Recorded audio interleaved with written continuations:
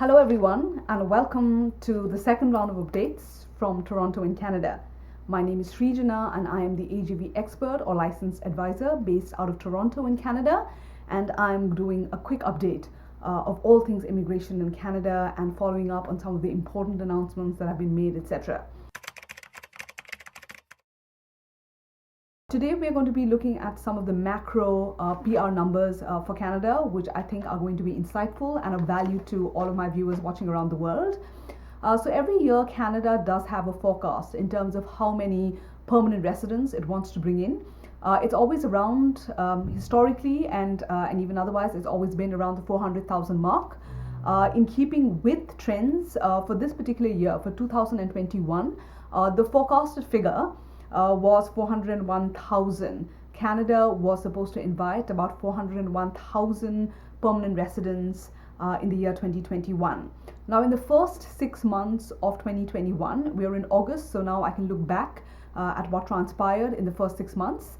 In the first 6 months of the year, Canada invited 143,000 applicants, or 143,000 permanent residents, landed permanent residents to Canada. So in the next 6 months, or in the remaining 6 months of the year, Canada will have to welcome about 43,000 landed immigrants per month if it has to meet the 401,000 forecast, right? So every month, Canada will have to invite around 43,000 permanent residents, landed residents to Canada. June was a particularly interesting month, and this year June has seen the highest number of landed immigrants come in, and the number is at 25,000. So June saw about 25,000 landed permanent residents in Canada, and keeping in mind the 401,000 forecast, it looks like the government will have to accelerate the rate at which it picks and invites permanent residents to Canada.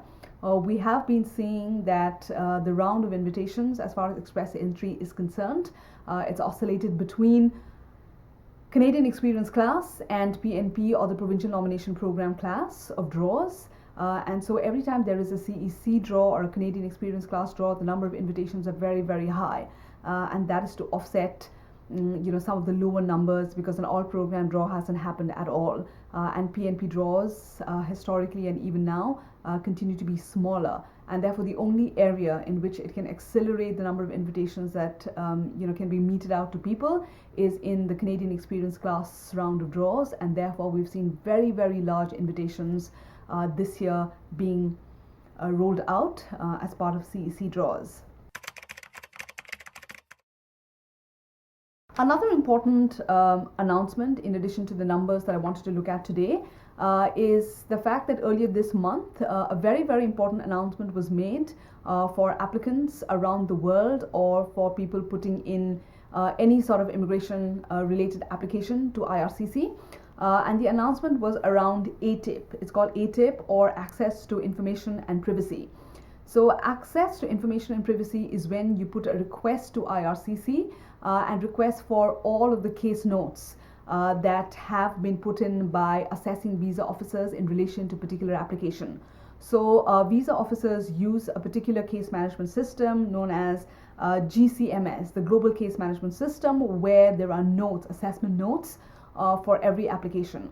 So before this announcement was made, ATIP requests could only be made by Canadian residents and citizens anywhere in the world, or if you were not a Canadian resident or a citizen, you had to be in Canada, right? So if you were not in Canada, if you were outside of it, you had to pay for someone who was eligible to make that request. So basically, a foreign national would have to pay a Canadian PR or a citizen or a consultant or a lawyer to make these ATIP requests.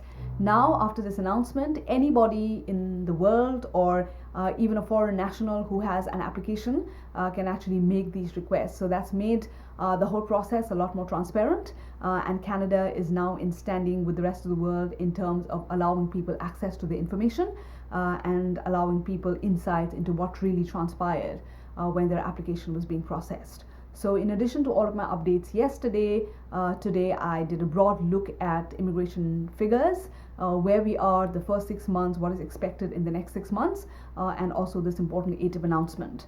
A lot of you must be wondering, when is an all program draw going to happen?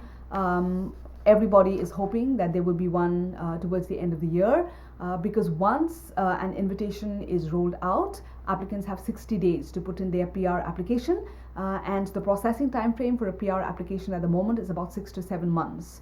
So which means applicants will have roughly about, from the time they put in their application, about, let's say, a year to enter Canada, or those are just rough time frames. So therefore, if if someone does get an invitation to apply, or an ITA, then pretty much 1 year later, or roughly about 12 to 14 months later, is when they should be able to enter Canada. And we're hoping that by that time, the world would have fixed itself a little bit and COVID would be a non-issue. So if any of you are in the pool and waiting, I wish you all the very best.